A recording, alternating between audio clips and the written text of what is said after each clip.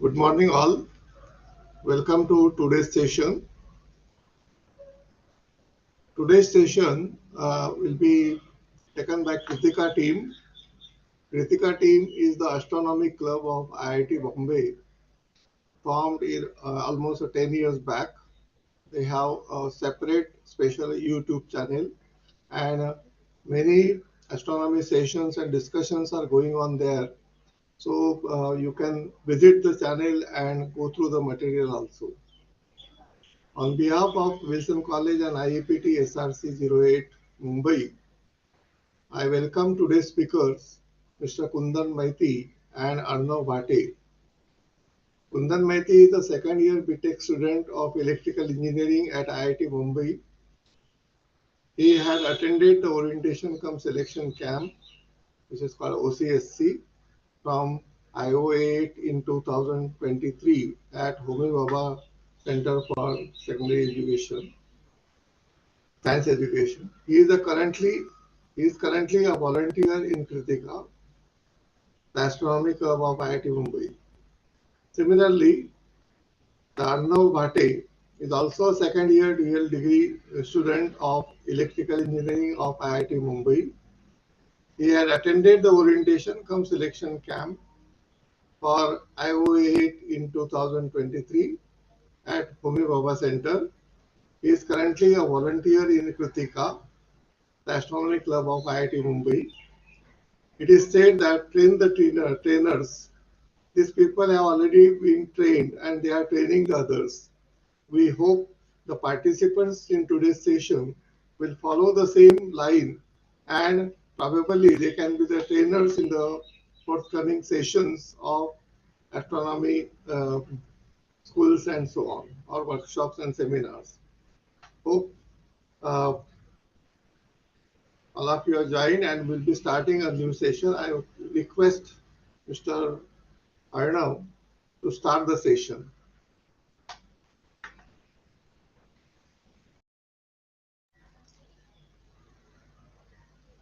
Arnav Bhate, please.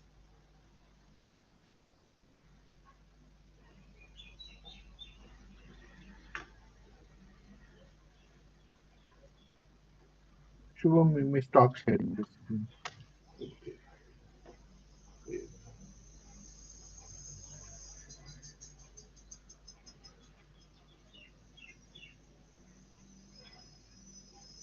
Arnav is not in the meeting, sir. Kundan Maiti is there. Okay, I Kundan think is there. Kundan can start. You can start.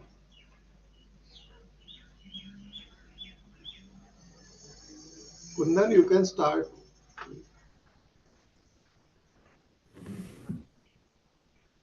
Yes.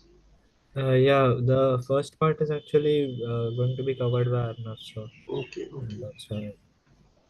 I think he was there. He has joined again.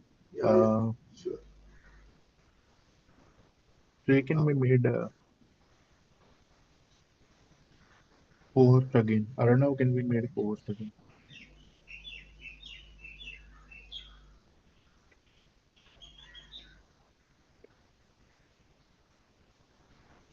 Arnav can unmute and start. yeah, he's there. Okay, I'll start. Is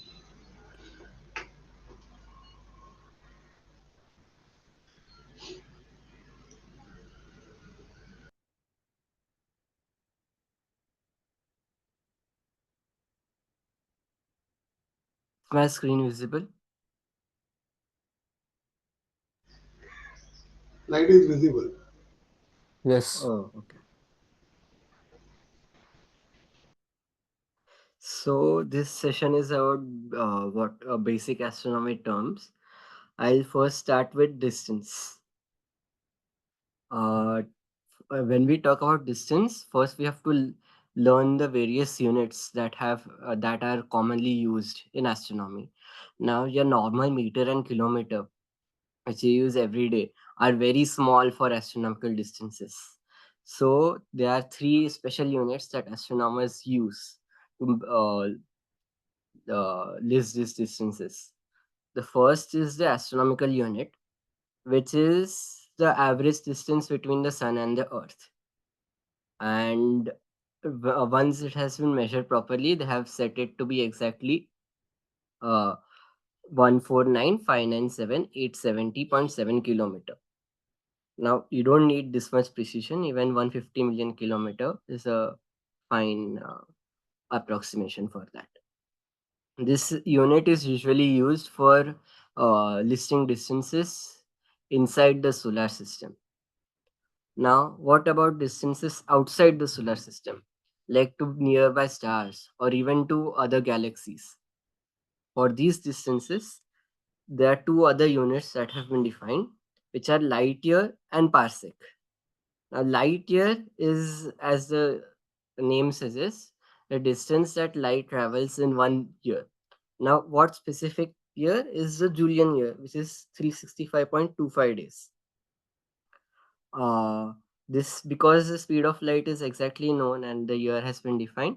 This is also an exactly known unit in terms of kilometers. It's roughly 9.46 trillion kilometers. And the third unit is the parsec. So this unit comes in later when we'll discuss the parallax method of measuring distance. And this is the distance at which one AU will subtend an angle of 1 arcsecond. So if we have a circle, so the circle whose radius is 1 parsec, if we draw an arc of 1 arcsecond in that, then the length of the arc will be 1 AU. This unit is approximately equal to 206,265 AU, or 30.9 trillion kilometer, which is roughly 3.26 light years. Now, even these units become small for some distances. So we have kiloparsec and megaparsec and so on for measuring distances across galaxies and clusters. Coming to measuring these distances. So there are many different methods for measuring these distances between various objects. There can be direct methods and indirect methods. So direct methods are those that we don't require any assumptions about whatever object we are measuring. So it may be any star or any planet or something. But indirect methods, we have to have a physical model of that object. So, like a specific relation between two observable quantities and distance, for example. So, for their standard candles, as an example, where we have some way of finding their luminosity from some observable quantity, and then we can measure the actual brightness in the sky, and using these two things we can find the distance to them. But at the base, to calibrate all these indirect methods, we require direct methods. For stars, the main direct method is the parallax method. So what is parallax? Parallax is when you have two different lines of sight, then the apparent position of the object is slightly different. And because of something known as foreshortening, nearby objects have a larger parallax than far away objects. So we can use this method to determine distances. Now, how can we have two different lines of sight? We can have two different points on the earth, and the distance between them is enough that we can estimate parallax to various objects in the solar system. So, for example, we could find out the distance to the moon through this. But for stars, this is too short a distance. So we have to use some bigger distance. But what can be bigger than the diameter of the Earth? So we go to Earth's orbit. If we take parallax readings over a year, then uh, we can have a baseline of the diameter of the Earth's orbit. And this is what is used to measure parallax to the stars. So, as you can see in this diagram, the Earth has an orbit which is roughly circular and has a radius of 1 AU. And we measure the movement of this nearby star over the background of distant stars, and it moves in an ellipse. If we take the extreme points of the ellipse, then we can calculate the parallax angle. This is this half angle here. For example, in this diagram, it is P. And then using some trigonometry, this is a right angle triangle. This is 1 AU, and we know this angle. So this distance is 1 AU divided by tan of this angle. Now this angle is arc seconds, which is very, very small. So if we want a distance in parsec and p is in arc seconds, then tan can be eliminated because tan of x is roughly x. So distance becomes 1 over p. Now parallax measurement uh, was traditionally done from Earth, but now there are satellites in space that can also do this. So Gaia is an example, and it has an sensitivity of micro arc seconds. So we can measure distances to tens of thousands of parsecs using this method. Only then do we have to rely on indirect methods for measuring farther distances. Now, coming to the next thing. So we know distance, but we also have to know where in the sky the object is, whatever we want to study. So we start with coordinate systems. First is the celestial sphere. So when we no longer care about the distance of the object, we can imagine all the stars and planets and galaxies to be stuck to a sphere of arbitrary large radius that is concentric with the Earth. And we can just use two coordinates to mark the position of any object on this sphere. And because we don't care about distance, so we prefer a spherical coordinate system where distance is a single coordinate and there are two other angles, so r, theta and phi. So we just use theta and phi for coordinates on a sphere, just like latitude and longitude are enough for marking a position on the Earth. The first coordinate system, which comes very naturally, is the horizontal coordinate system. So the center of this coordinate system is the observer, which is u, and then the reference plane. For a spherical coordinate system, there is a reference plane. In this case, the reference plane is just a ground. So the two coordinates are the altitude, which is measured from the horizon upwards, and the azimuth, which is measured from the north direction. But using these two coordinates, we can measure the position of any star, but this is only valid for a particular time and location. So what do? We want a coordinate system for record keeping where the coordinates are not dependent on time and location. So we move to the equatorial coordinate system. This coordinate system is exactly like latitude and longitude, except instead of on the Earth, it is on the celestial sphere. The celestial equator is just a projection of Earth's equator, and latitude becomes declination, longitude becomes right ascension.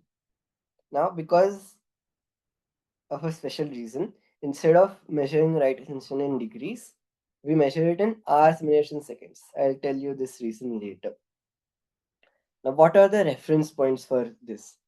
For latitude, equator is the obvious reference point. So same for declination, we can use the celestial equator as the 0 point. But for longitude, we use the Greenwich meridian. But that can't be used in the celestial sphere because because the Earth rotates, and the Greenwich meridian thus has every right ascension at some point in time. So we need some other reference point. So astronomers have chosen the point of vernal equinox, which is the point where the sun is at the time of spring equinox, and this is a point on the celestial equator. So this point has been chosen as a 0 point for right assumption, and we move eastward from from the point of vernal equinox for increasing right assumption. So eastward, the sun moves north of the celestial equator. Now there is also a hybrid coordinate system. So in this coordinate system, we use declination just like the equatorial coordinate system. But instead of using the position and time independent coordinate of right ascension, we instead use another coordinate, which is r angle. And this coordinate is just like right ascension, but with a different 0 point. So this is a half circle here, which joins the north celestial pole, the zenith, this, and the south celestial pole. So we measure the time that has been passed since the star or other object has crossed this semicircle, which is called the local meridian. This time is called the R angle, and this increases in the opposite direction as right ascension. The special R angle of the vernal equinox is called the local sidereal time. And it so happens that because of the way right ascension and R angle have been defined, right ascension in hours, minutes, and seconds plus the R angle is equal to local sidereal time. So that's why we measure right ascension in hours, minutes, and seconds. Because in some way, it is a difference of 2 times. Now, in this, we can see that the north celestial pole is displaced from the north cardinal point. This angle is the equal to the angle of latitude for the particular place. So at the north pole, the north celestial pole will be at the zenith. But on the equator, this north celestial pole will instead be matching with the north cardinal point. Coming to other coordinate systems. Apart from these commonly used coordinate systems, for some special applications, we have another two coordinate systems that are commonly used. The first is the ecliptic coordinate system. This is just like the equatorial coordinate system, but instead of using the equatorial plane, we use the ecliptic plane. Ecliptic plane is the plane that contains the sun and the Earth's orbit. And nearly all the objects in the solar system fall in this plane or are very close to it.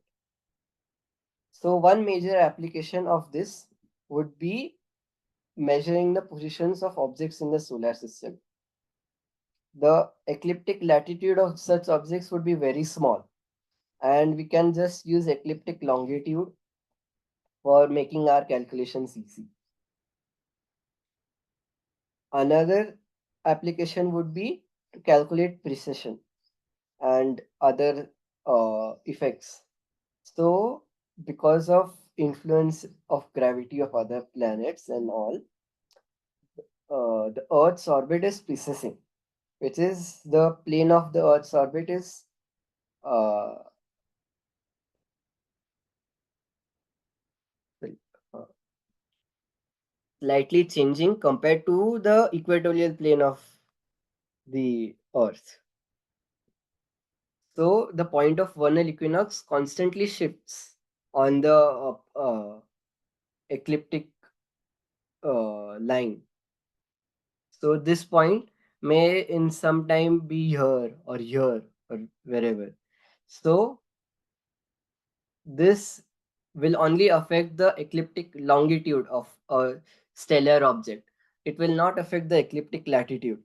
So if we want to calculate the position of any star in some, like, say 1,000 years or 1,000 years ago, then using ecliptic coordinates makes it easy because precision is roughly linear.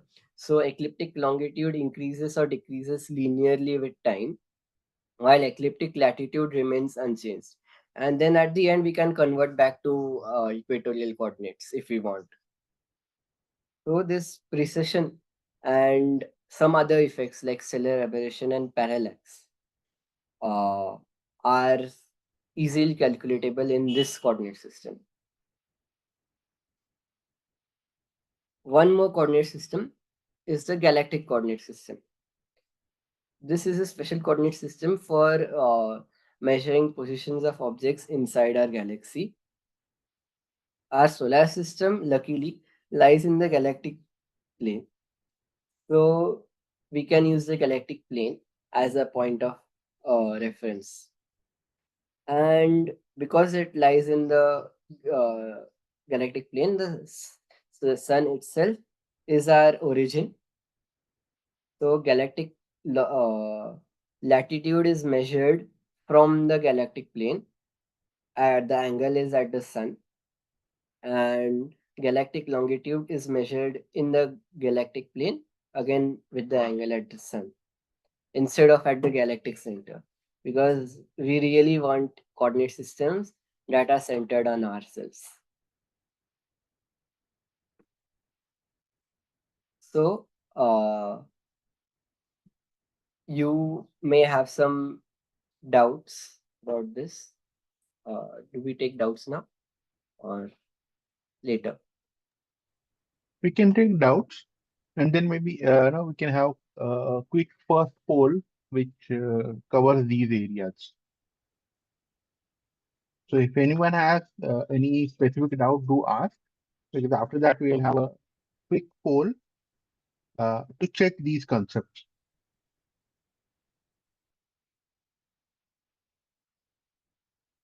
Hello, sir. Hello. Hello. Yes, sir. Can you please explain hybrid coordinate system again? Okay. So hybrid coordinate system is a mix of our observer dependent coordinates like in the horizontal coordinate system and observer independent coordinates like in the equatorial coordinate system. And this is very close to equatorial coordinate system, so we can consider it a variant of that. So just like in the equatorial coordinate system, we had declination. So we continue to use declination as it is. It is the distance from the celestial equator. But instead of right ascension, we have another coordinate, which is r angle. This semicircle, which is the local meridian, is always crossed by stars once in the rotation period of the Earth. So we measure the time that has been spent since the star has crossed this local meridian. So if the star is at the local meridian, it would be 0 and it increases westwards. This is exactly opposite to the direction of increase of right ascension. And if we take the point of vernal equinox, then this point has a special R angle, which is called the local sidereal time of that place.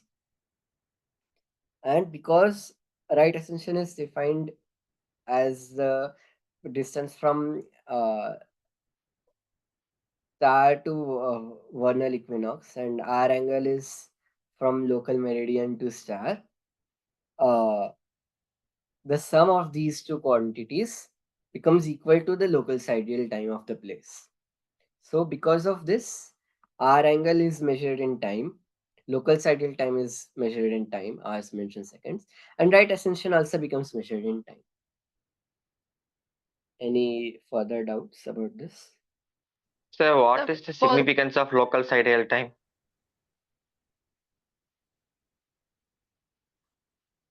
There is like local sidereal time is just a special quantity that you can use. It's like this is a special R angle. That is the difference. That is similar to difference between you have local time which is different than your standard time. Say, for example, your clock says something which is your Indian standard time, but local time is different because the sun will not be on the meridian at your local noon. It will depend on whether you are on eastern longitude, it will come before 12 o'clock IST. If you are on the western longitude, it will come after 12 o'clock IST. In the same way, local sidereal time will be different than the Greenwich sidereal time, which will be given generally in the charts. So you may have to do correction for that. And like normally what our clocks measure is solar time, but because of the differences between solar and sidereal day, which will be covered by Kundan, uh, the solar time and the sidereal time are two different things. So we need some way of measuring the sidereal times. This is the positions of the stars. So we have chosen this point of vernal equinox, and we use that R angle of that point as our special timekeeping device, which becomes a local sidereal time. Just like we use the sun for our solar time. May I ask a doubt? Sure. So if this is like, for example, if there's a planet outside the solar system, for it, will we calculate the time in the same method, or is it completely different? Like, is it different depending on the systems? Like, is this based on sun only, or is it common for all stars? No, which time? Local. The sidereal time is based on the fixed stars that are distant from the Earth, like far away stars and all. For exoplanets, what do you mean by time for exoplanets? Like, they would also have a time like similar to local time and standard time for our solar system. Other systems can also have, right? So from that perspective, will it be different, or So these coordinate systems that we are studying are either geocentric, like centered on the Earth, or heliocentric, centered on the sun. So we can have other coordinate systems that we can invent that are centered on an exoplanet. Like this is specific for the Earth. okay, sir. Like, And even have different kind of coordinates even for Mars. Not I didn't get. all. No, no, I said right ascension declination, these coordinates may remain. They will also be different for Mars. He's talking about exoplanet. I'm saying within a solar system also, some of the coordinates could be different. So, Yes, Mars will have a different equatorial plane than Earth. So correct. these So it will coordinates be will be different. different for even for Mars. There are some questions in the chat. Yeah, I think the last slide they are asking.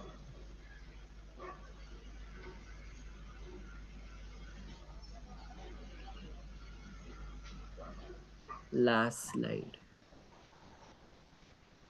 Galactic coordinate system. So galactic coordinate system is the special coordinate system that we are using for various objects inside our galaxy instead of equatorial coordinate system or whatever, because it also negates some of the effects that occur because we are on the Earth instead of on the sun. So the reference plane for this, because we are on the galactic plane, we are able to use it, is the plane of the galaxy. And uh, the plane of the galaxy kind of becomes the galactic equatorial plane for this coordinate system. So we measure a galactic longitude and a galactic latitude. The origin center point for this is the sun, and the point of zero longitude is the direction towards the galactic center, just like the Greenwich meridian. So this also has some applications, but Like this is just a coordinate system that has been defined for use. You may find it used somewhere, you may not find it used somewhere.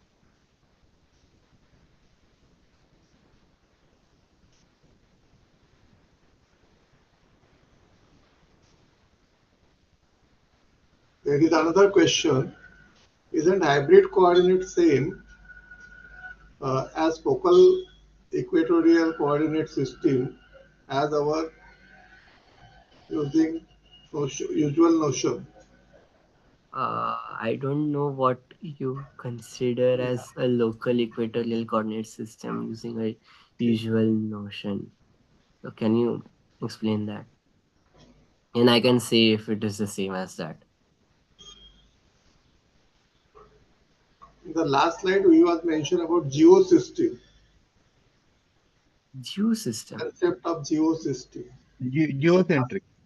Yeah, So we can have different origins for our sort of celestial sphere. We can base it on the Earth, we can base it on the Sun, or we can base it on our observer. So, uh, like for galactic coordinate system, we usually base it on the Sun instead of on the Earth. For equatorial coordinate system, we usually base it on the Earth itself. For our local coordinate system, we base it on the observer, the center point of that sphere. yeah.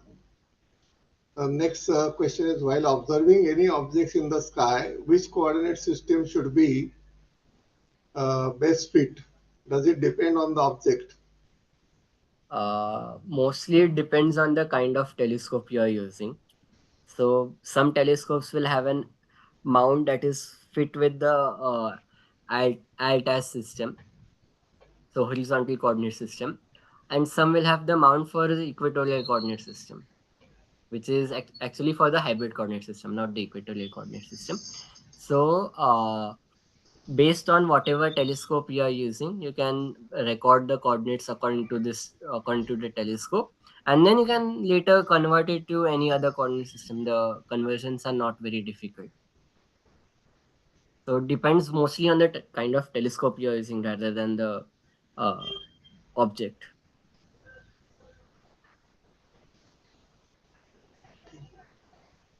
Okay. There are a few more questions actually. A point, sorry. Can you explain how we come to know the solar system luckily lies in the plane of, as mentioned in the galactic model? Consider the various dimension, considering the various dimensions in universe.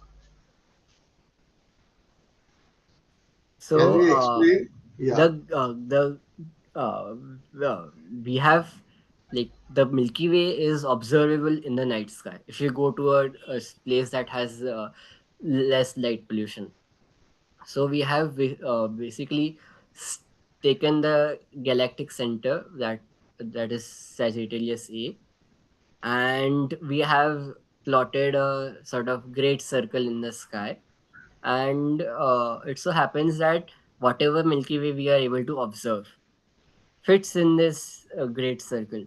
So because of this, we assume that the sun solar system has to be in the galactic plane. Otherwise, the Milky Way would not fit in this great circle.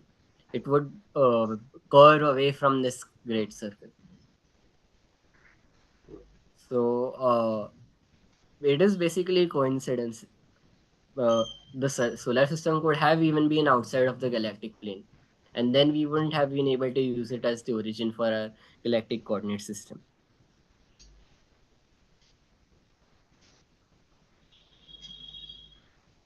is it We true shall that, quickly go for. Yeah. sorry, Sir, go Mahesh? ahead. No, No, go ahead. Go ahead. yeah, our local time or general be shared?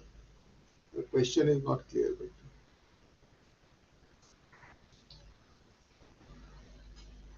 We can answer questions parallelly and also add them in the yeah, chat. they Shall we keep go on for a changing. quick? Shall we go for a quick poll? Yes, I think we should go.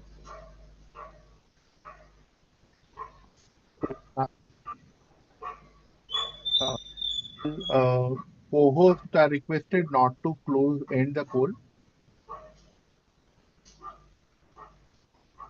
So all participants start answering the poll. There are 5 questions.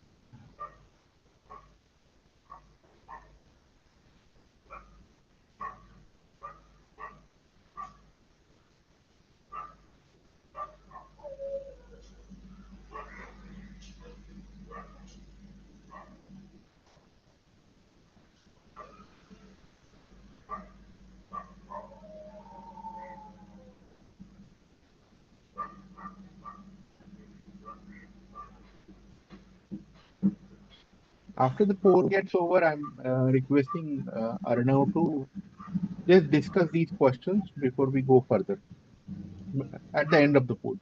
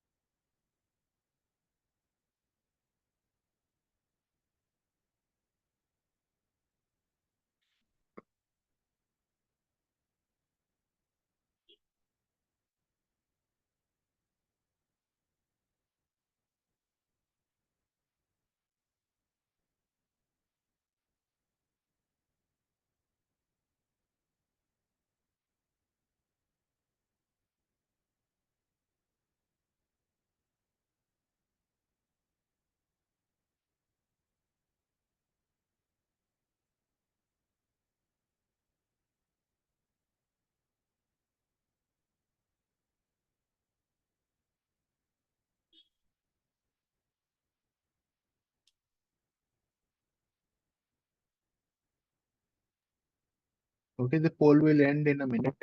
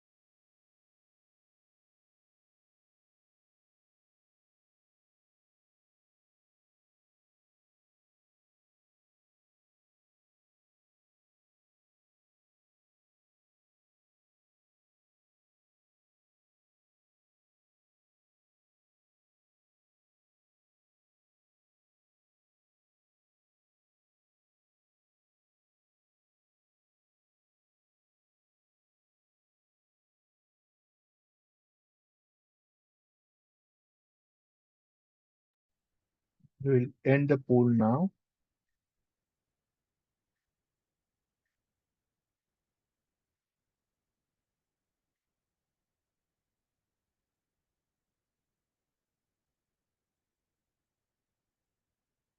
Mm, Arnav, can we discuss these results? Okay. So the first question is the angle of celestial object from the celestial equator is called. So it is called the declination of that object. And the second question is if a star has zero right ascension, it will rise. The correct answer is at time depending on latitude of place. So for this, an explanation is imagine a star has like 89-degree declination, which is very close to the North Pole. This star does not rise at all. It is always in the sky.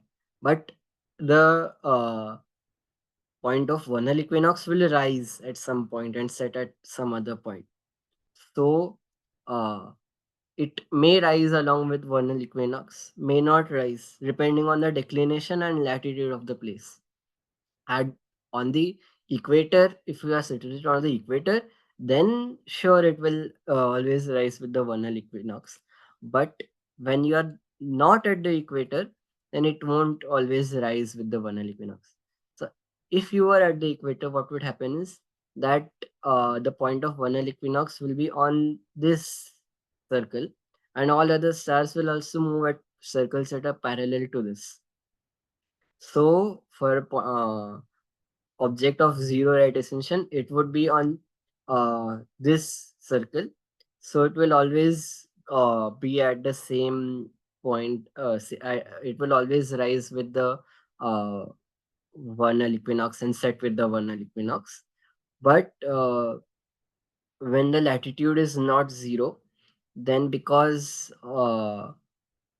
this is not exactly perpendicular to our horizon, the rising times will be different. Altitude of the sun is always zero when it is rising. So this is obviously true because altitude is zero on the horizon, and when the sun is rising, it is on the horizon. Uh, Azimuth of the rising sun on autumnal equinox day is. So when the sun is rising on autumnal equinox, it rises at exactly east cardinal point. So the azimuth of the east cardinal point is one fourth of the total azimuth, which is 360 degrees. So one fourth of 360 is 90 degrees, which is the correct answer. And if a latitude of the place is 10 degrees, then what is the declination of its zenith? So latitude is 10 degrees means that this angle is 10 degrees.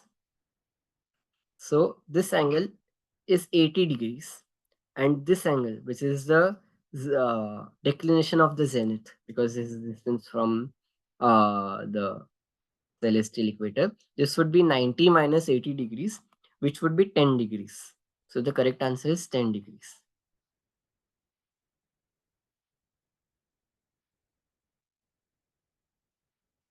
Yeah. Thank you, Arnav. We can move ahead. There are some questions. Shall I ask? Sure. Yeah. Which coordinate system is the best to get higher precision for study for star hybrid or galactic? Uh, Coordinate system is like for studying observation astronomy. Whatever coordinate system your telescope uses will have the highest precision because those are the axis on which the telescope turns. For recording, you can record it in whatever coordinate system you choose. But for observation, you have to use whatever the coordinate system your telescope mount uses. And for studying stars, uh, Like for recording, you don't usually use the hybrid coordinate system because it is dependent on the location and time.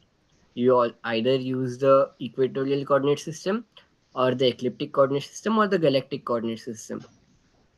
Mostly you would find that people prefer using the equatorial coordinate system with a particular epoch defined, which like fixes the point of vernal equinox in the sky. Yeah. Okay. The next question is it true that use of certain filters like IR or UV help to capture the Milky Way? This is out of my scope of today's lecture, and I don't have experience with astrophotography, Okay. so then I can't answer. Yeah. The next question is it possible to measure a distance of the star of interest if it is obstructed by some other astronomical body? And also, is there any error margin for these coordinate systems? If it is obstructed by a particular body, then that means you can't see it. So if you can't see it, then uh, you can't easily measure the distance to it. Like, if you are able to measure any property, which I doubt is possible, then distance measurement may be possible. So from say gravitational effects of that, something could be done, but I don't think, because we won't know the mass of that object, then it would not be possible to measure a distance to it. If it Okay. was some special object that could like have not stars, but we could have something like say a pair of binary black holes that are merging. So LIGO could measure the distance to that object, even if it is obstructed by some other object in front of it, because gravitational waves will pass through it. But other objects, it may not always be possible. For stars, it is usually not possible. Okay. Uh, there's one more. There are few more questions. Let's keep on changing. What is the supergalactic coordinate system and how it is? How is it? Keep on changing. How is it Okay, so different from what we'll galactic do is coordinate right system? now, right, we will answer these questions later. So I think let them go ahead with the next things. And parallelly, some of us can keep answering this in the chat. So that is possible.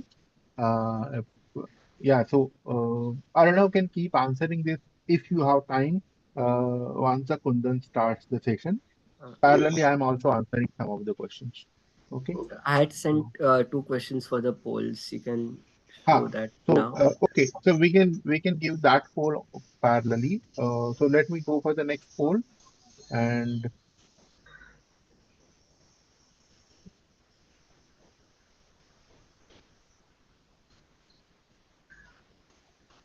this again has 5 questions.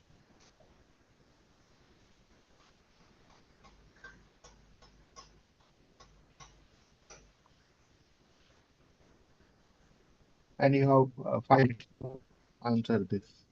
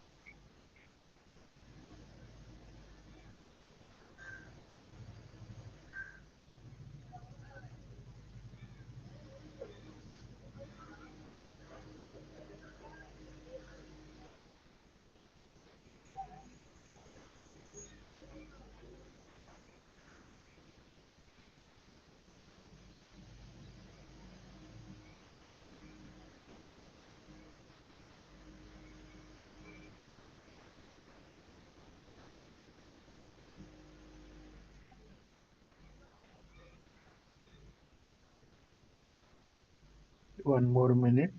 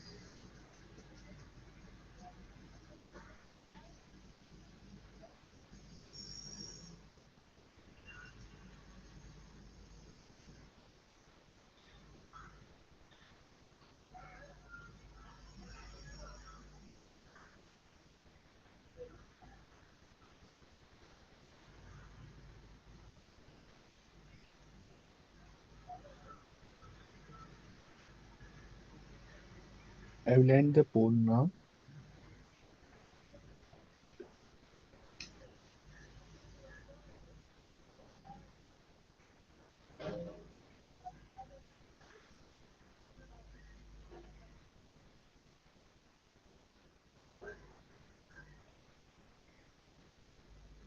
So Arnav, we can discuss this. So the first question is, if a star has a parallax of 0.191 arc seconds, what is its distance in light years? So to calculate distance in parsecs, we just do 1 upon parallax. And to convert it into light years, we multiply by 3.26. So this comes out to be 17 light years. If the latitude of a place is 10 degrees north, what is the maximum altitude of the sun on the day of summer solstice when its declination is 23.5 degrees? So, if we come to this, so when the latitude is 10 degrees, this would be 10 degrees. So, the sun would pass on this side of the zenith instead of on this side. And this distance is 10 degrees. And this would be 23.5 degrees. So, we take the difference between them to be the distance between zenith and the sun, and that would be 13.5 degrees. So the altitude of the sun would be 90 minus 13.5, which is 76.5 degrees. At which of these latitudes the sun can come on zenith sometimes of the year? So uh, if an object is at the zenith, then its declination is equal to this distance, which, as I discussed, is also equal to this distance, which is the latitude of the place. So the sun's declination can vary between minus 23.5 degrees to 23.5 degrees. So anything in this range, the sun can come on zenith sometime of the year. So the correct answers are 0 degree, 15 degree, and 23.5 degree north. If star A rises 1 hour before star B from a particular place, which of the following is correct statement? So, the only correct statement in this is star A will always rise 1 hour before star B from the same location. Uh, this is because the first the last statement I'll take first. Uh, this is not always true because the rise and set times depend on the location of the particular place. So imagine at North Pole where anything above the celestial equator never rises and never sets. But on the equator, all the stars always rise and always set. So this last one is not true. Then star A will set 1 hour after star B from the same location. Now, imagine that both of these stars have the same right ascension. Then it is possible for both of the stars to have uh, but, yeah, so no. Sorry. Both of these stars have same declination. Imagine that. So if they have the same declination, then the difference is only in their hour angle. So there is a difference of 1 hour in their hour angle, and star A rises 1 hour before star B, so it would set 1 hour before star B instead of 1 hour after star B. But now also imagine if the stars had the same declination, then uh, sorry, same right ascension. If the stars had the same right ascension, then the R angle at which they rise and the R angle at which they set would be negatives of each other. So star A would set 1 hour after star B. So both the first and second option depend on how the positions of star A and star B are in the sky. But because they are stars and they are fixed in the sky, in the celestial sphere, star A will always rise 1 hour before star B from whatever location we are observing. The fifth is due to precession of vernal equinox, which coordinates change over centuries. So, declination and right ascension both change due to precession. What is meant by celestial longitude and celestial latitude here, I don't know.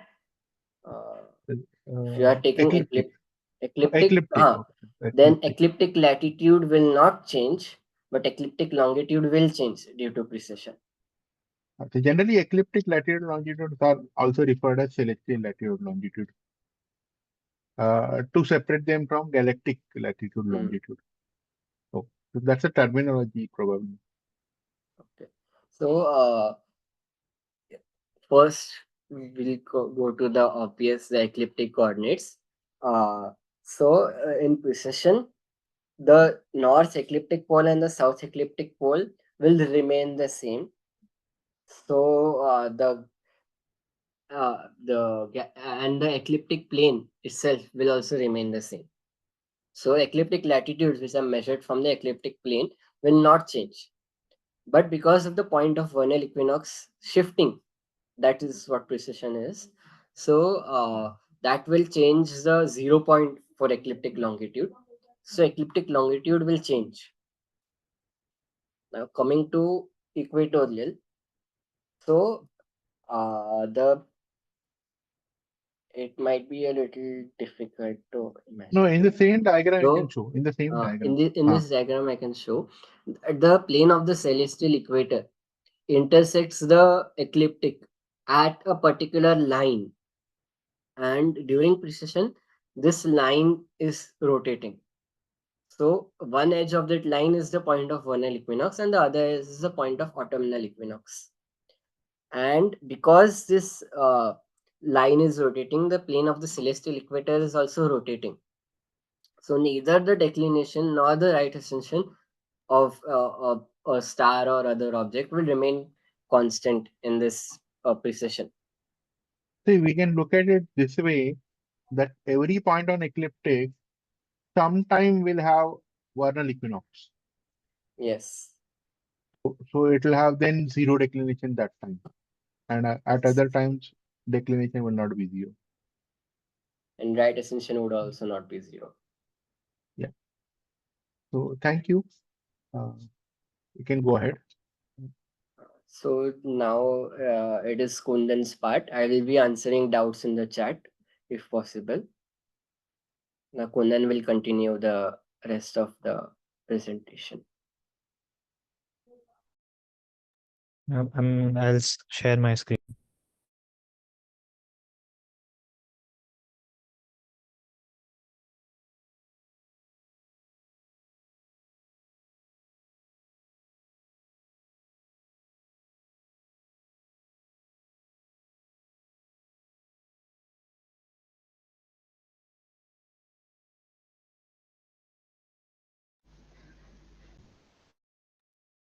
And can everyone see my screen? It's visible. Hello. This is visible. Okay. So I will be discussing the three topics. First is timekeeping systems, then stellar magnitude systems, and then color indices. So starting with timekeeping systems. So just a second.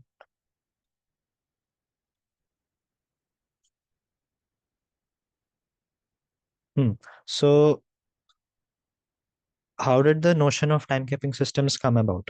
So our ancestors had noticed some regular variations in their surroundings, like the daily motion of the sun, the phases of the moon, and the repetitions of the seasons.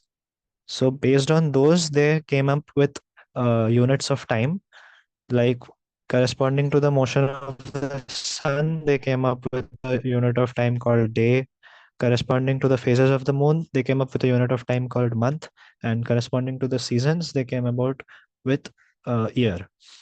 Now, initially, the definitions of these units of time were very vague, but as science progressed and our ability to measure time intervals became more and more precise, we needed exact definitions of what is a day, a month, and a year. So I will be discussing two separate definitions of the day. So those are the solar day and the sidereal day. So what we commonly know is that a day is 24 hours, right? But if I ask you what is the rotation period of the Earth, then the answer will not exactly be 24 hours, 0 minutes, and 0 seconds. Actually, it will be 23 hours, 56 minutes, which is 4 minutes less than our normal day. Now, why is that? So, or what is this 23 hours, 56 minutes? So, this 23 hours, 56 minutes is called the sidereal day. So, to understand sidereal day, let us discuss a term called culmination. So, Arnav discussed what is the local meridian. Local meridian is just the great circle in the sky which joins the north, the zenith, which is the point overhead, and the south, and divides the sky into two equal halves. Now, every object in the sky, as it rotates, appears to rotate around the earth. At some point of time, it crosses the local meridian, and that time is called the culmination of that object. So, that is called the culmination of any celestial object when it crosses the local meridian. Now, a sidereal day is defined as the time interval between two successive culminations of any fixed star, not the sun, of any fixed distance star. That is the sidereal day. Now, if you think about it for a minute, this is equal to the actual rotation period of the Earth if you see it from an inertial frame, right? So, the reference frame of the stars is taken to be the best inertial reference frame which we can get. And in that frame, the rotation period of the Earth is the sidereal day, and that is 23 hours, 56 minutes. But then what is the 24-hour day? So the 24-hour day is what we call the solar day. The solar day is the time interval between two successive culminations of the sun. Now, why is this different from the sidereal day? The difference comes because the Earth is rotating around the sun. Because the Earth is revolving around the sun, uh, if you see, if you see this diagram, consider that initially, yeah, can you see my pointer? Hello? Yes, yes, yes. Yeah. So consider that on day one, this is the Earth, and you are standing at a place, and the sun is culminating above you. And at the same time, some other distant star is also culminating. So essentially, the sun and that distant star have the same right ascension at that time, and they are culminating at the same time. Now, after one sidereal day, that same star, distant star, will culminate again. So one sidereal day has passed. But if you see, because the Earth has revolved a little bit around the sun will not culminate. It will have moved relative to the Earth. And how much is this angle? This angle is roughly 1 degree. Why? Because one revolution is 360 degrees, and the Earth takes 365 days to complete one revolution. So in one day, it roughly covers 1 degree around the sun. So essentially, Earth has to uh, the Earth has to rotate about its axis another 1 degree for the sun to culminate. And if you notice, the time taken by the Earth to rotate 1 degree about its axis is roughly 4 minutes, like 24 into 60 minutes in a day, and 360 degrees one rotation. So it roughly 4 minutes longer. The solar day is roughly 4 minutes longer than the sidereal day. Now, this is a video which you can see later. I will share the slides, which shows an animation of this phenomenon. So, corresponding to the solar day, we have a notion of solar time. Like Arnav discussed sidereal time, which is the time with respect to the stars, which is measured using the stars. We have solar time, which is measured using the sun. Now, the duration of the solar day, which is the time between successive culmination of the sun, that duration is not fixed throughout the year. It keeps on changing due to various reasons. The major reasons are the eccentricity of the Earth's orbit, which means that like the orbit of the Earth around the sun is not circular, it is elliptical. And because it is elliptical, the angular velocity of the Earth around the sun is different at different times of the year. So when it is closer to the sun, it is moving faster. And when the Earth is far from the sun, it is moving slower. Because of that, if you look at the previous diagram, this the speed at which the Earth is going around the sun, that depends on the time of the year. So the extra angle by which the Earth would have to rotate to complete the solar day, that would depend on how far the Earth is from the sun. So that's why the eccentricity of the Earth's orbit uh, causes the solar day to change throughout the year. The sidereal day, mind you, is constant. It is like not exactly constant, but it is almost constant always, because if we neglect the torques on the Earth due to the moon and other planets, the sidereal day is constant. The solar day keeps changing. So the first reason was the eccentricity of the Earth's orbit. The second reason is due to the tilt of the Earth's equator relative to the ecliptic. The 23.5-degree tilt of the polar axis, it is not exactly aligned with the ecliptic, right? And why that is so is it is a bit more difficult to imagine. But if you think about it, in this diagram, my argument was implicitly assuming that the polar axis is pointing out of the screen and that the equatorial plane and the ecliptic plane are the same. Like the Earth is rotating like this. That was the assumption in this explanation. But actually, that is not the case. The Earth's equatorial plane is not the plane of the screen here, and the Earth is rotating along a different axis. So that also causes the solar day to be different, and solar day to keep changing throughout the year. So because of this, we define a time interval called the mean solar day. Mean solar day is obviously, as the name says, it is the average of the solar day uh, of over every day of the year. So the average solar day over the year is called the mean solar day. And the units of time which we use in our everyday life are based on the mean solar day. So 1 by 24th of the mean solar day is the hour, 1 by 60th of the hour is a minute, and so on. So they are based on the mean solar day, not on the sidereal day.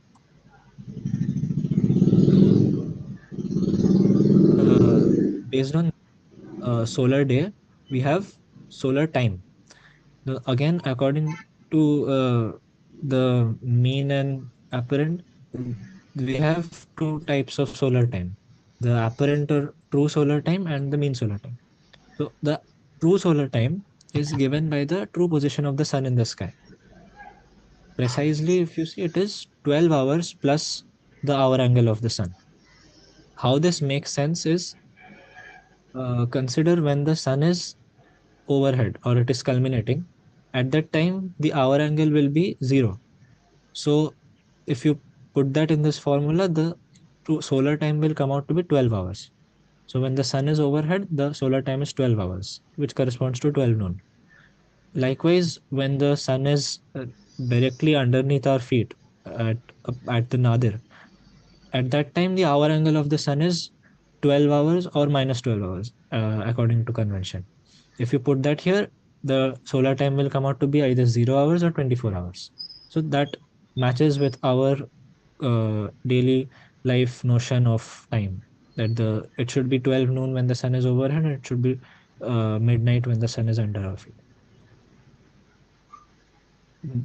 So this is an diagram for hour angle. I think Arnav explained hour angle pretty well. So I'll move on.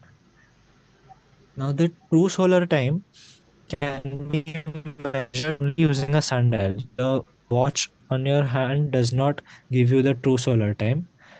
The true solar time corresponds directly with the current position of the sun in the sky, and that can only be measured using a sundial.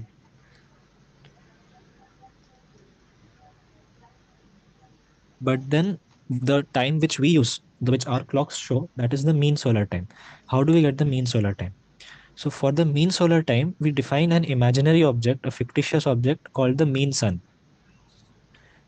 What is the mean sun? So the mean sun moves along the equator, the celestial equator, at a constant angular velocity which is equal to the mean angular velocity of the real sun in the ecliptic. So there are two differences between the mean sun and the real sun. The first difference is that the mean sun moves along the celestial equator and the true sun moves along the ecliptic. And the second difference is that the mean sun moves at a constant angular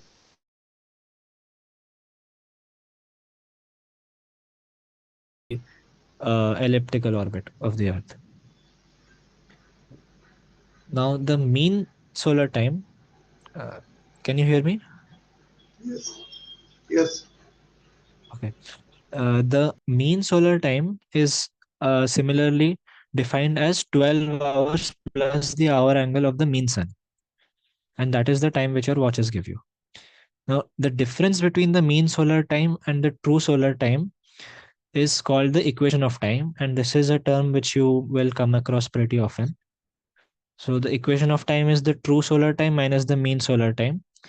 And if you see, both the solar times have a 12 hours added to them, added to the hour angle. So the 12 hours will get cancelled off, and you have hour angle of the true sun minus hour angle of the mean sun, which is the equation of time.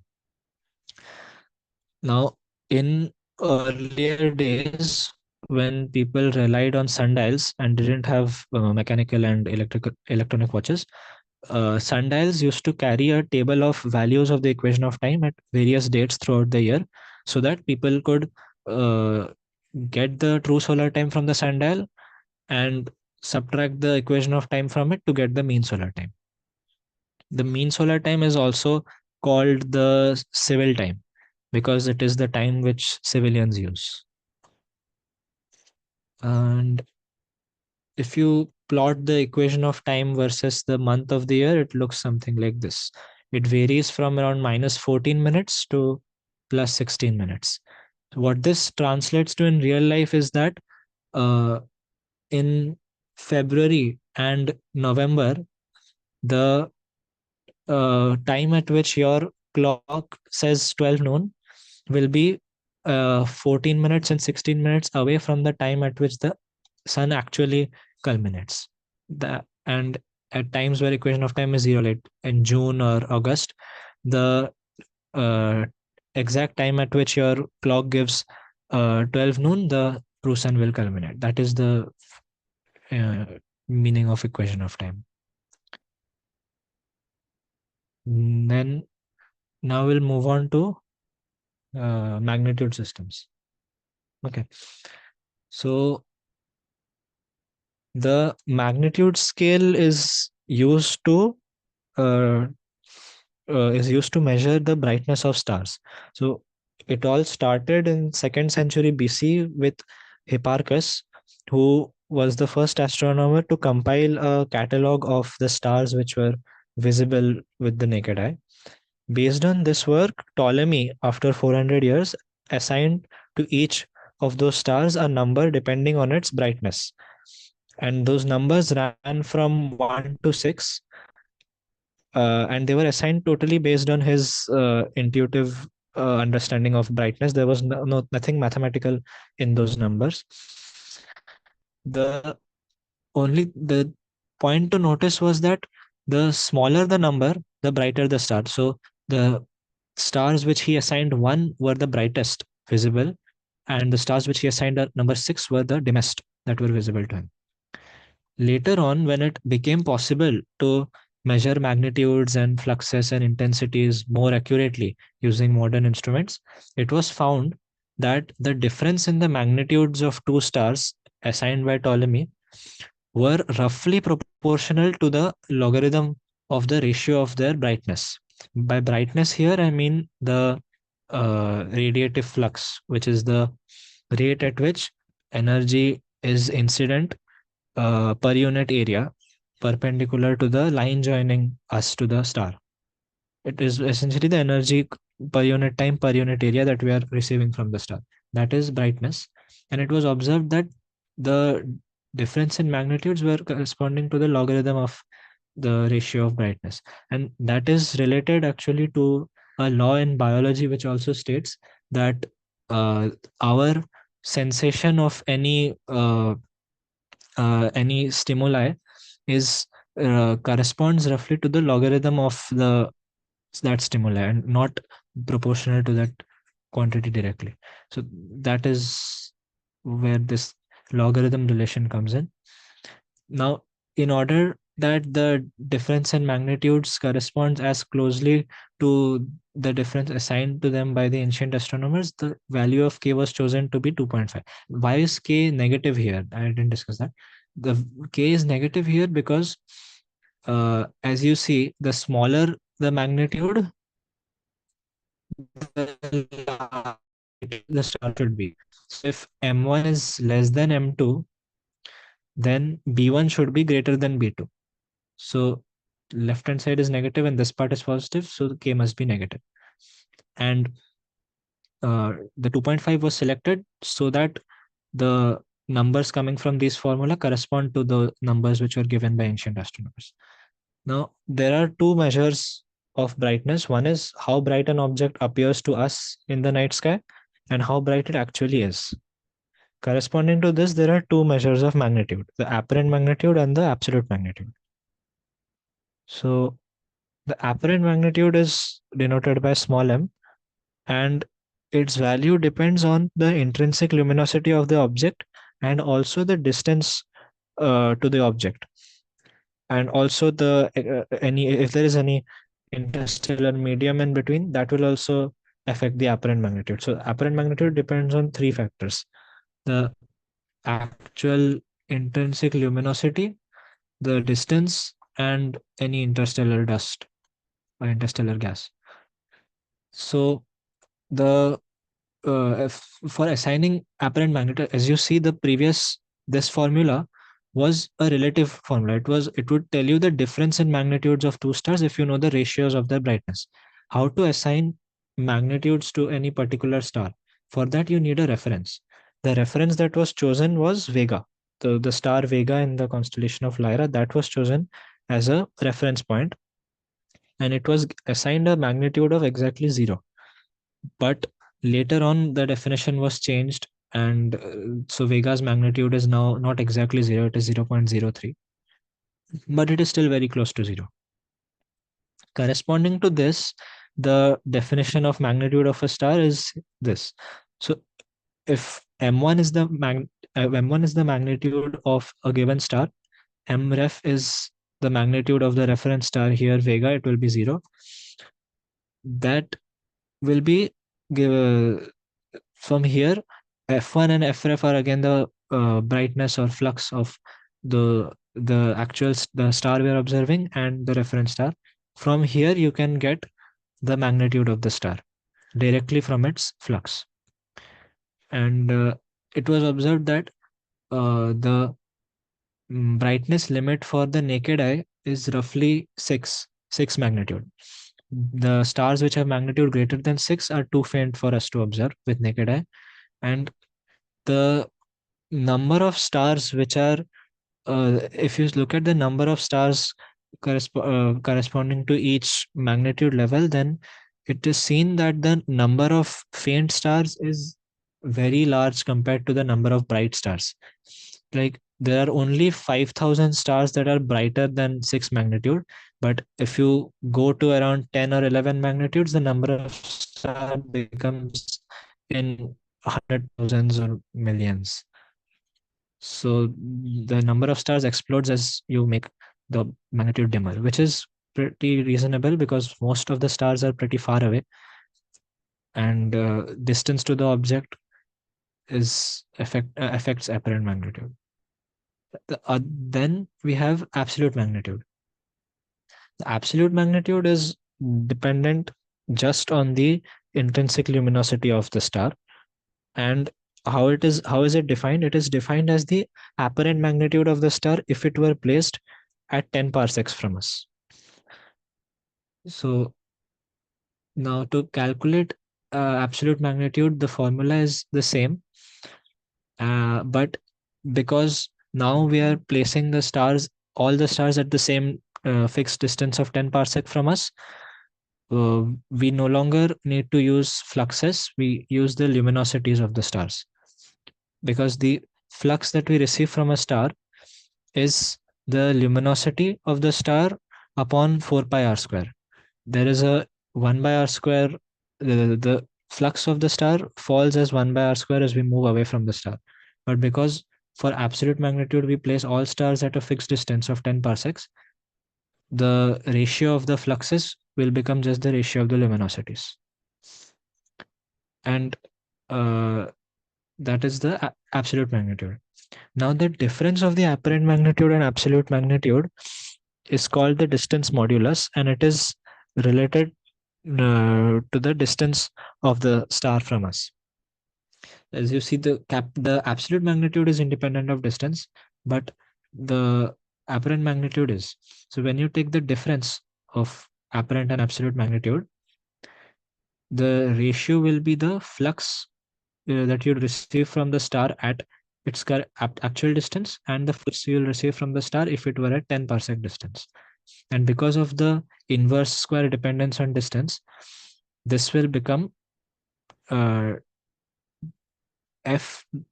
flux at a distance d upon the flux at 10 parsecs will become 1 by d square in the numerator and 1 by 10 square in the denominator. Now, if you take this minus sign into account, it will become d by 10 square, where d must be expressed in parsecs. Simplifying this, it becomes 5 log d minus 1. So if you see the relation, the quantity m minus m is directly related to just the distance of the star from us. So this is of course affected, this formula is affected if there is interstellar medium which is causing some extinction, but for now we are neglecting that. Then moving on to color index. So so far what we did was magnitudes of the star, and those magnitudes were calculated from the flux received from the stars, and that is called the bolometric magnitude, because it is the flux which we are getting from the star, which is the energy we are getting from the star over all wavelengths of light. But if we want to know what is the color of a star, because the color of a star is related to its temperature, as we'll see later. If you want to know the color of the star, then we want to find the energy we are receiving from that star from some particular wavelength band. So for that reason, people have come up with the UBV system, where the magnitude of the star is found in 3 bands of the electromagnetic spectrum: the U for ultraviolet, B for blue, and V for visible. So the bolometric magnitudes takes the energy we are getting from the star over all wavelengths. But for ultraviolet magnitude, let's say, we'll only consider the energy we are getting from the star in this narrow range of wavelengths from 300 nanometer to 400 nanometer. So that tells us how much energy the star is emitting in the ultraviolet region. Likewise, the V magnitude will tell us the amount of energy the star is radiating in the visible region. So the UBV magnitudes are denoted as MU, MB, and MV, and there are apparent magnitudes and absolute magnitudes, which are defined in the same way as before. The difference between the magnitudes of a star at in these two bands, like in the U band and the V band, or the B band and the V band, the difference is called color index. So there are many types of color index, of which the most important ones are BV and UB. The color index, let's say the BV color index, is the difference in the B magnitude and the V magnitude. And as before, the reference star for measuring color indices is again Vega. So by definition, the apparent magnitudes, apparent magnitudes in the blue band and the visible band or ultraviolet band for Vega is 0. So that's why the color index of Vega is 0, and Vega is a white star. Now, if a star has B minus V, BV color index negative, then will it be bluer than Vega or redder than Vega? So if you think about it, if a star has BV color index negative, that means its blue magnitude is less than its visual magnitude, which means that the intensity in the blue region is more than the intensity in the visible region. So the spectrum of the star is shifted towards the blue region. So the star is bluer than Vega. Likewise, if the BV color index is positive, then the blue magnitude is greater than the V magnitude. So the blue intensity is less than the V intensity, and we can say that it is redder than Vega. It has less blue light in it than Vega does. Now, how are these related to the surface temperatures of the star? So there exists a law in physics called the blackbody radiation law. It gives us the relation between the spectrum of a object and its temperature. Not any object, it is an ideal black body, but most stars can be approximated as a black body. So the black body radiation law, which gives us the relation between the spectrum of a star, a spectrum of a black body, and the temperature. So an important part of the black body radiation law is that the spectrum of a body is shifted towards bluer or lower wavelengths when the body is hot, and the spectrum is shifted to longer wavelengths or redder wavelengths when the temperature is low. In this diagram, if you see, the blue curve is the spectrum for a hot body, and the red curve is the spectrum for a cold body. So consider that these are two stars. One is a hot star and the other is a cold star. If you look at the B magnitude and the V magnitude for those stars, you will see that for the hotter star, the energy in the B region is more than the energy in the V region. And for the colder star, the energy in the B region becomes less than the energy in the V region. So basically, if you look at the ratio of these two energies, that ratio is directly related to the temperature of the star. And the ratio of the intensities, when you take logarithm, it corresponds to the differences of the magnitudes. So the difference in the B magnitude and the V magnitude, which is the BV color index, that gives you the ratio between the energy you are receiving in the blue region and the visible region, and that is directly related to the temperature of the star. So if you see here, for BV color indices which are negative or small, the temperature of the star is more.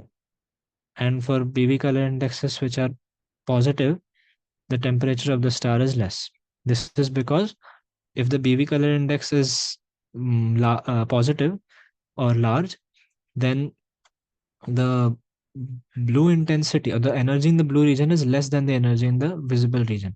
So the spectrum is shifted towards lower wavelengths, and so the temperature is towards longer wavelengths, and so the temperature is low.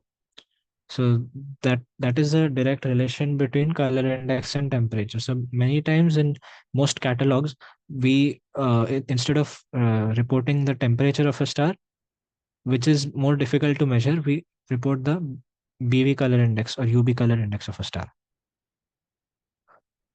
Then related to color index is a topic concept called color excess.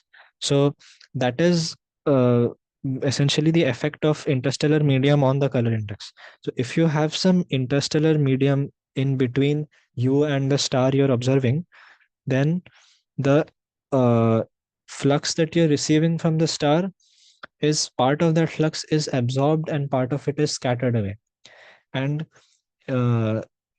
it is seen that more scattering and more absorption happens at at longer wavelengths, at shorter wavelengths compared to longer wavelengths.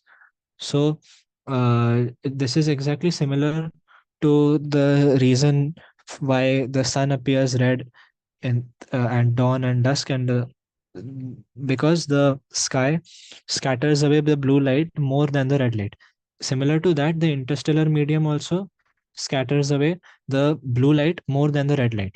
So if there is a lot of interstellar medium between you and the star will appear redder than it actually is.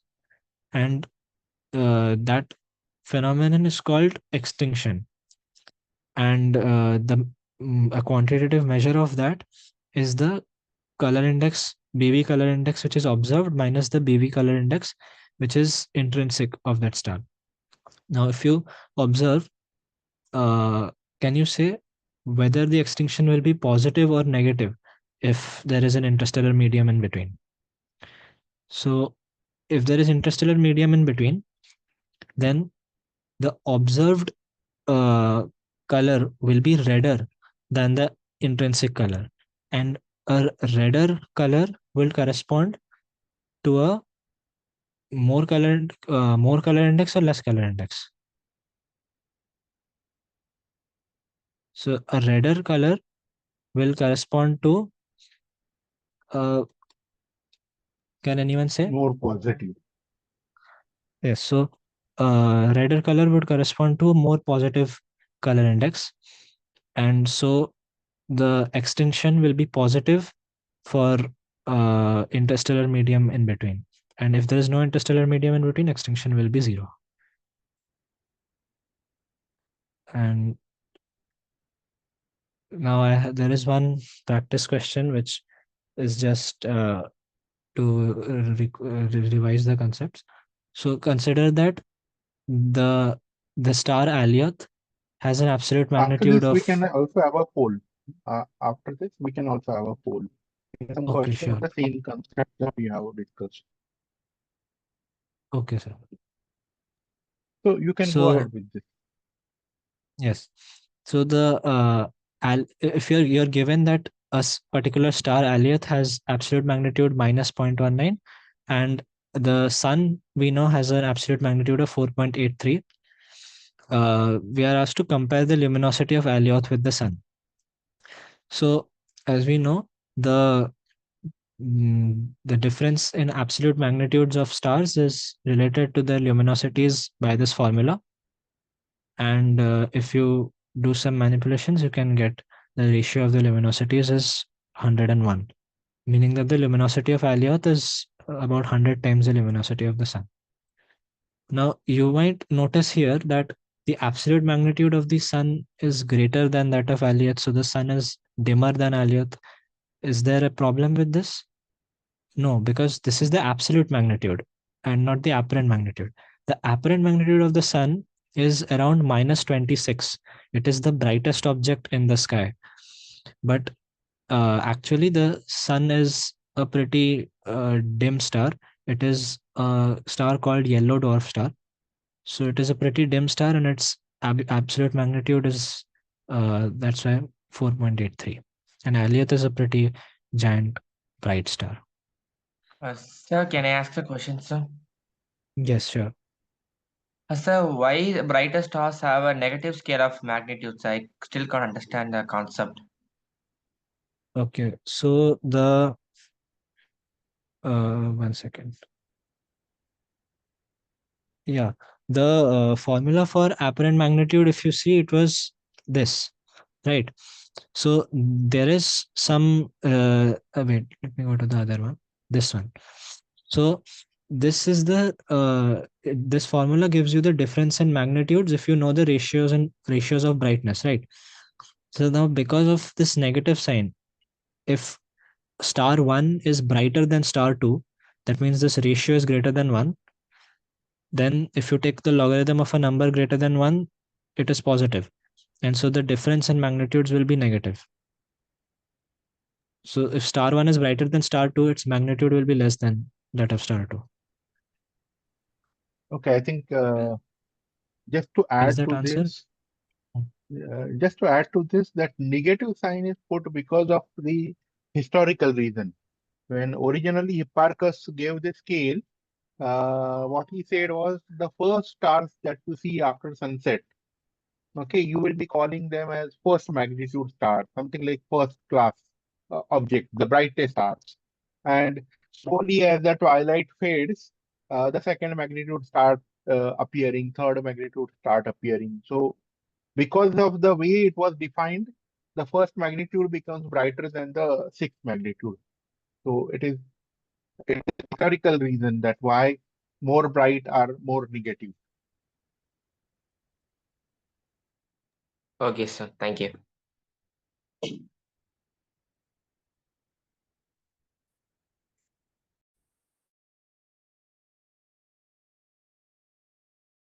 I think that is all from my side. So we'll go for the poll now. And so there are two quizzes, and we'll focus on the quiz currently. Okay, sir. Let me first put the quiz on astronomical time.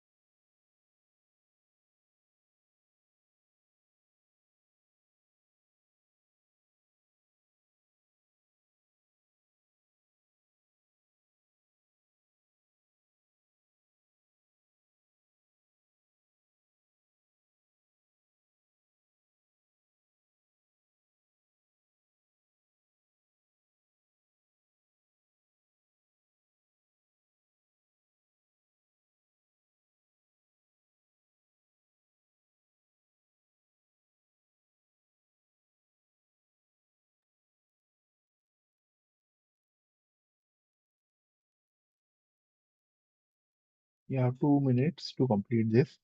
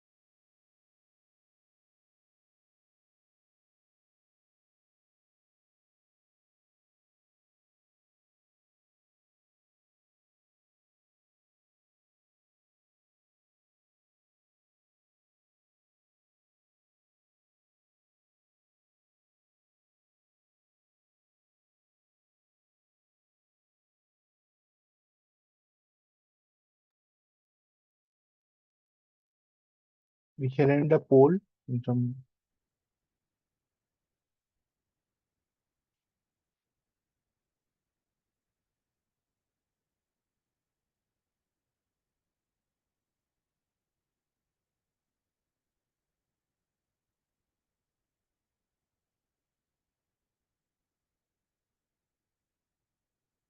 Yes. I will end this poll. And Kundan, would you discuss these? Yes. So the first question is, 1 second. Yeah.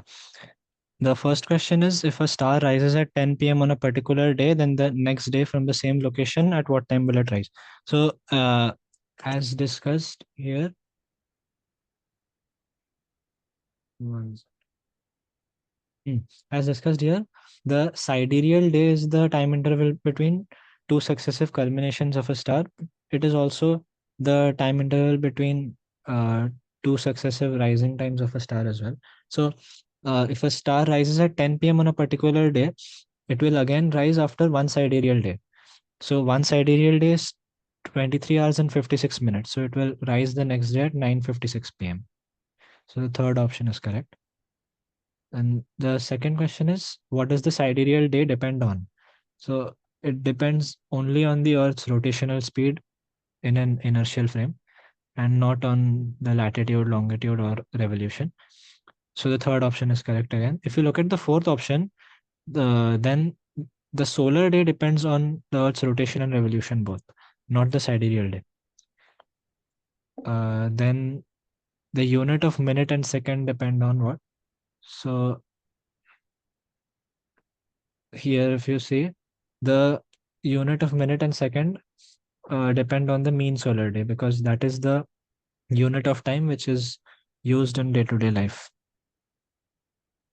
Then the next question is, what is the current sidereal time approximately? So to answer this question, you should know that right now the time of the year is close to around 21st December, and that is the winter solstice. So during winter solstice, can anyone say what will be the right ascension of the sun during winter solstice?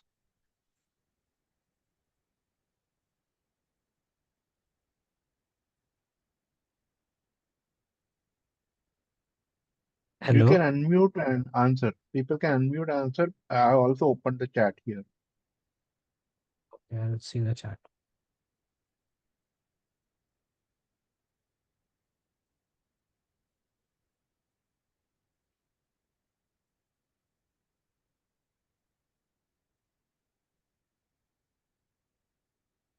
Yeah. So during the winter solstice, the so if you know, during the spring equinox or the vernal equinox, the right ascension of the sun is 0, right? And over the year, the right ascension of the sun increases. And right now, if it is winter solstice, after a quarter of a year, vernal equinox will come. So the right ascension of the sun right now should be 6 hours behind 0, right? So it should be 18 hours. So whoever said 18 hours, that is correct. So the right ascension of the sun right now is 18 hours. And as there was a relation pointed out by Arnav, that the local sidereal time is the right ascension of any object plus the hour angle of that object. And the right ascension of the sun right now is 18 hours. And the hour angle of the sun, because it's it is 1 hour away from noon, right? So the hour angle of the sun will be 11 hours, right? Sorry, the hour angle of the sun will be 23 hours, because it is 0 hours when it's noon, and it's 23 hours right now. Uh, so uh, the local sidereal time will be 18 hours plus 23 hours. If you write 23 hours as -1 hour, you'll get 17 hours. So the correct current sidereal time is approximately 17:30. Is that right? Yes, yes. So the current sidereal time is roughly 17:30. So for this, you needed to use the fact that it is winter solstice, near approximately winter solstice right now, and the hour angle of the sun will be -1 hour. There is a simpler trick to remember. On 23rd September, the clock matches the sidereal time. And we are 3 months ahead of that, so 6 hours to add.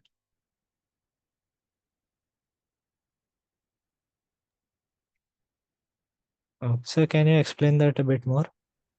On 23rd September, that is autumnal equinox, the clock matches the sidereal time, because the sun's right ascension is 12 hours, and at 12 hour it is coming on the meridian. So and that reads clock as 12 hours. So the sidereal time and the clock time almost match on autumnal equinox day. That is on 23rd September. And so if you go 3 months ahead of that, the clock hour plus 6 hours will give you the sidereal time. Okay, yeah.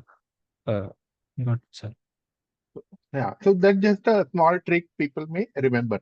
Okay, fine. Yes. So after that, the last question was the maximum difference in time shown by the sundial and the actual time is. So the difference in time between the sundial and the actual time, that is called the equation of time, right? And if you look at this graph, then the maximum difference happens in once in February and once in October, November. So it is more in October, November than it is in February. But since the answers did not have October, November, I think February is the right answer among the given options. Yeah, the difference we are talking about. So not positive, negative. So February is the maximum difference. Yeah. Yes, sir. Yeah. So I mean, you want to, we'll go for the next poll, which involves those magnitude questions. So I'll go with that, and parallelly, there are, I think, questions on the chat which we can take after this poll on the magnitude scale. So let me launch this.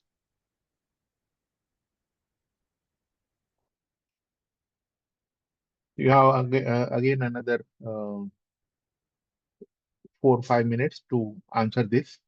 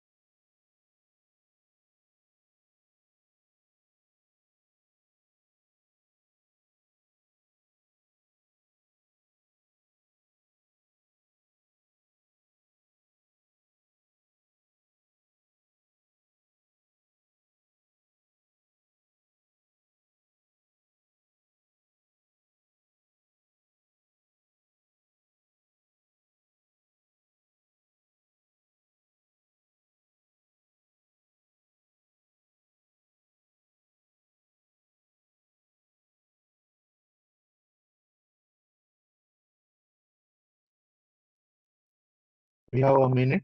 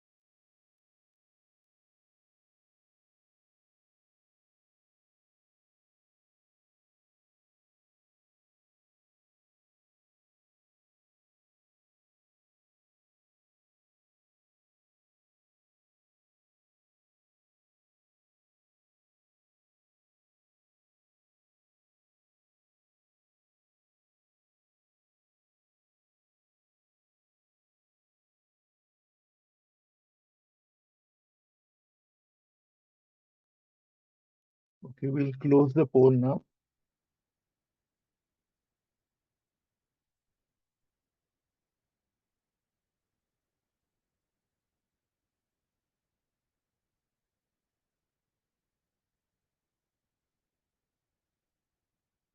Kundan, can you Yes, discuss sir. this?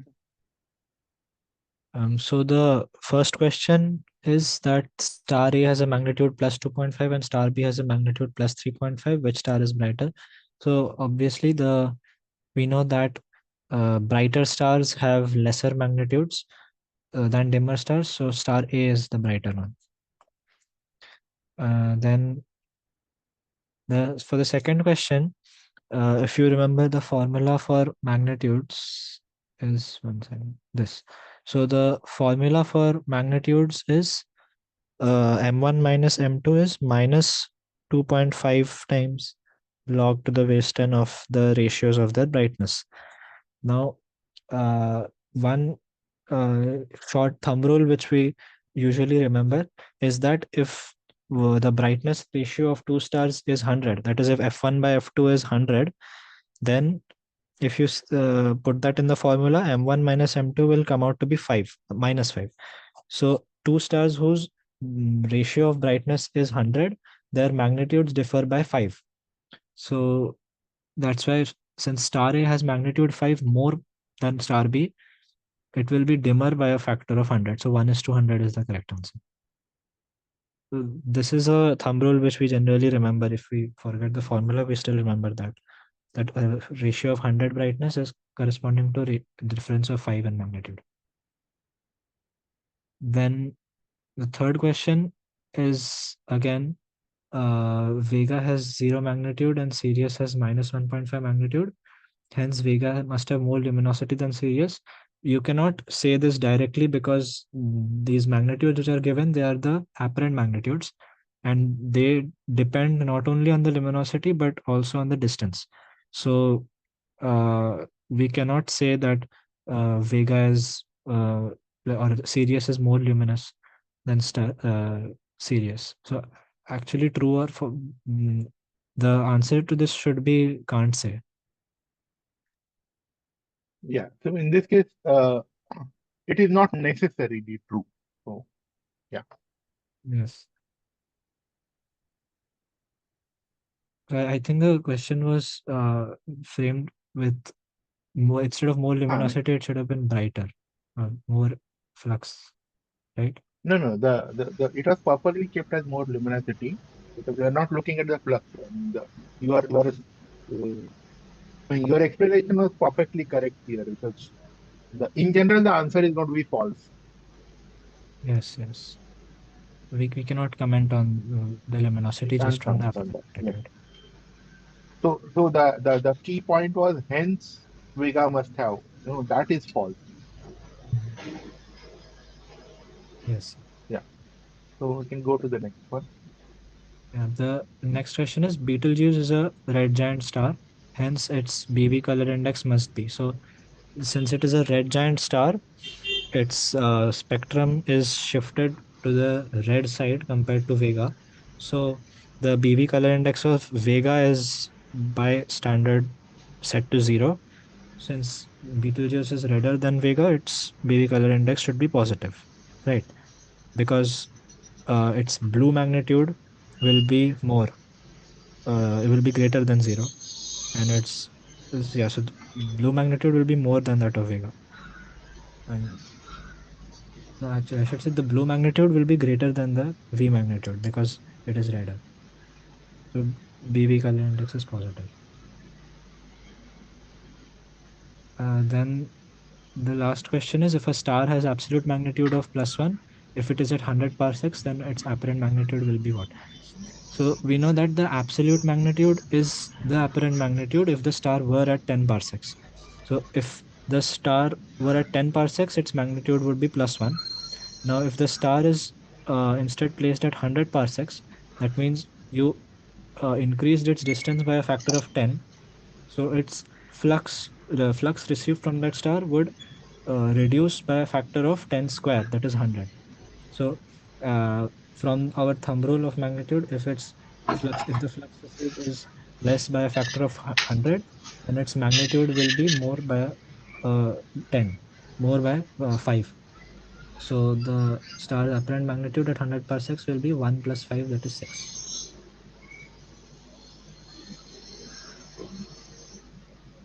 Yeah. Thank you, Kundan. Now you can proceed. Uh, Mohit sir. Yes. If anyone has a doubt, then they can ask maybe. I'll go through the questions in the chart. The first question is, wouldn't this shift the different at perigee and apogee?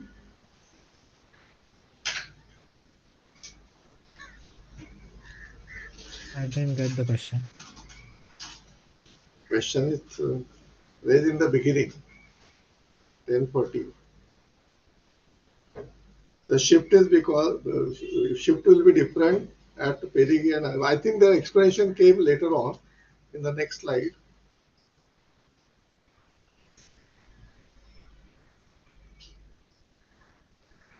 I think it was related to the equation of time, and Yes, but that is taken care. In fact, that I think it it is was taken care. explained later on in the next slide. The next question is, we see logarithmically. So if a star is 100,000x brighter than 1 magnitude, so we cannot differentiate between them because the saturation point is reached. How can we differentiate them? What do you mean by saturation point? The eye doesn't get saturated at this small. The viewing capability probably. We see logarithmically. That is what is mentioned. What happens is when the magnitude become more and more negative, then we may not be able to perceive the difference. That Yes. what is this? But I don't think we may not be able to perceive very precisely. It is just that 1,000. Just now Kundan explained that 100 times more flux you get, 5 magnitude difference we get. And we are surely able to see Venus, which can go up to -4 magnitude, which means the difference of approximately about 10 magnitude, that is 10,000 times flux, we can surely perceive. That's not a thing. Even the full moon we can see, which is -12 magnitude. So there is no question of that saturation point reaching. And it will also vary from individual to individual. Normal human eye doesn't. Okay. The next question is the key difference between absolute and apparent magnitude. The difference between absolute and apparent magnitude is that absolute magnitude is related just to the luminosity of the star, and apparent magnitude tells us about the brightness of the star that we are observing from our distance from it. Yeah, That is that what makes again it tells us. Next question is in the case of stars within galactic halos or the outer region of galaxies, how can we differentiate between the true absolute magnitude discrepancy versus the observational artifacts caused by the complex light course and motion of stars in such a region? Long question. Sir, can I ask a question?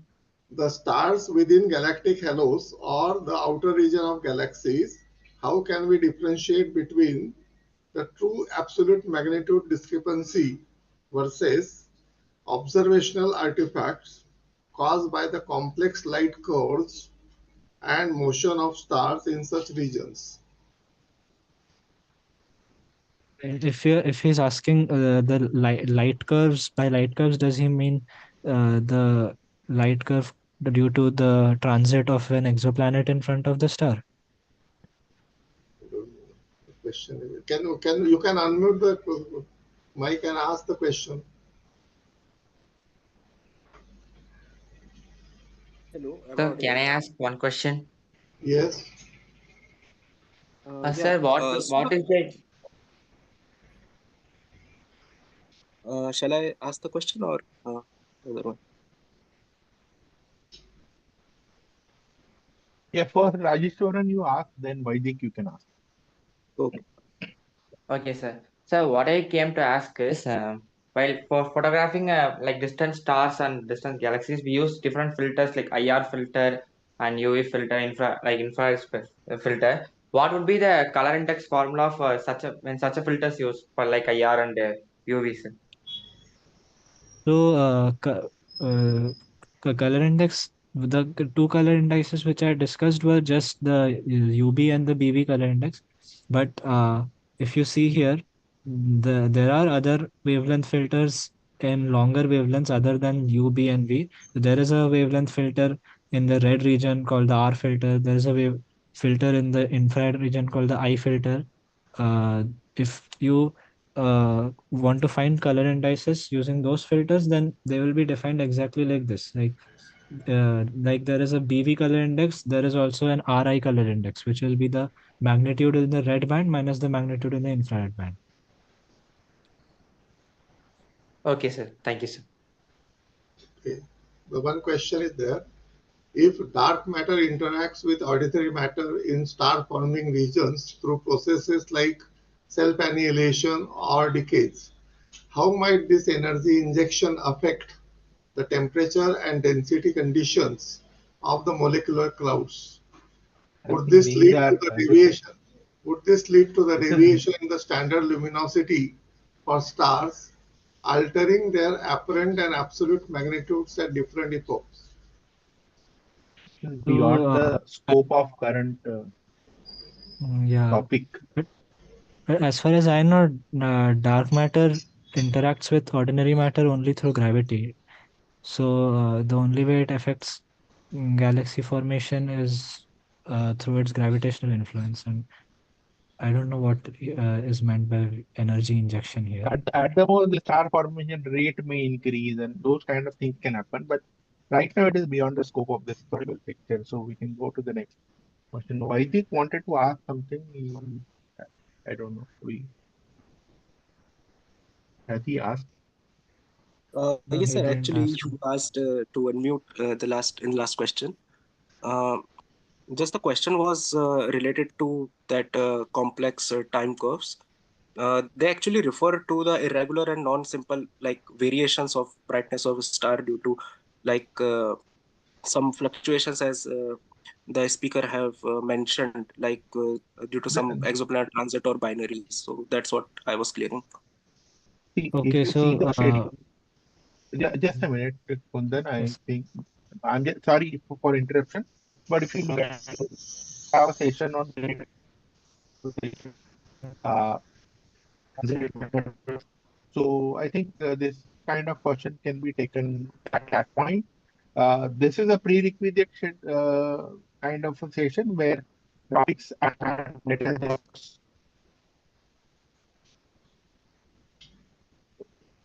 Kundan, but sorry, but I have to interrupt at this point.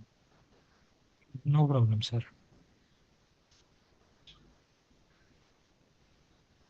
Then we can Now move the the question, session with the next. the last question we'll Yeah, take. please. How does the magnitude scale apply to other astronomical objects such as galaxies and supernova? They apply exactly in the same way because for any object, be it a galaxy or be it a supernova, you can always find the radiative flux which you're receiving from that object and comparing it with the reference radiative flux of Vega here. Where is the formula? Using comparing it with the reference flux of Vega, you can calculate its magnitude.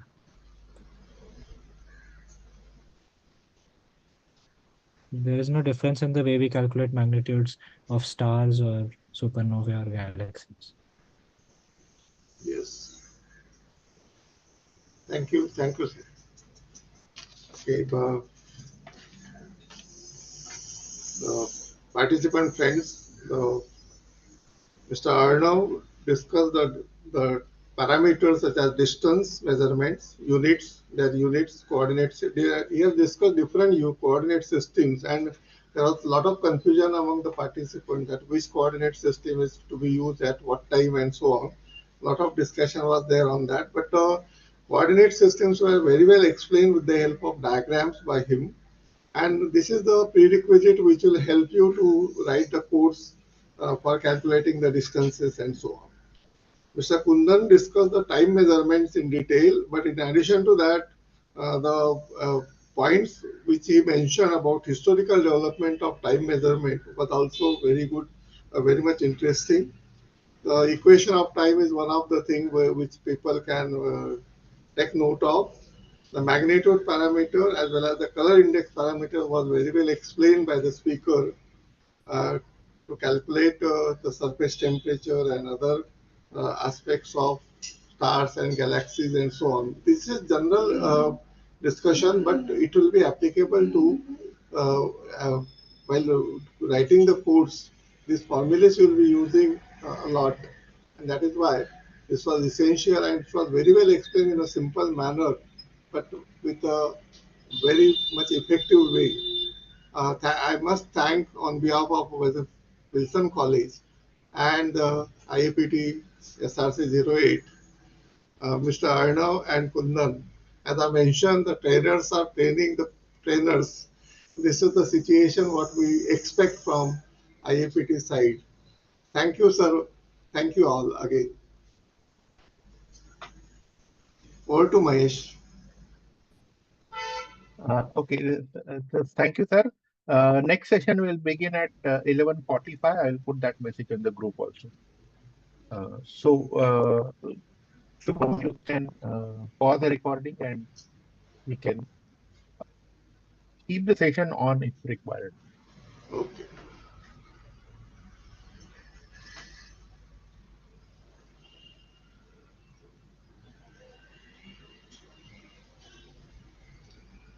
They should join in time actually. Join late.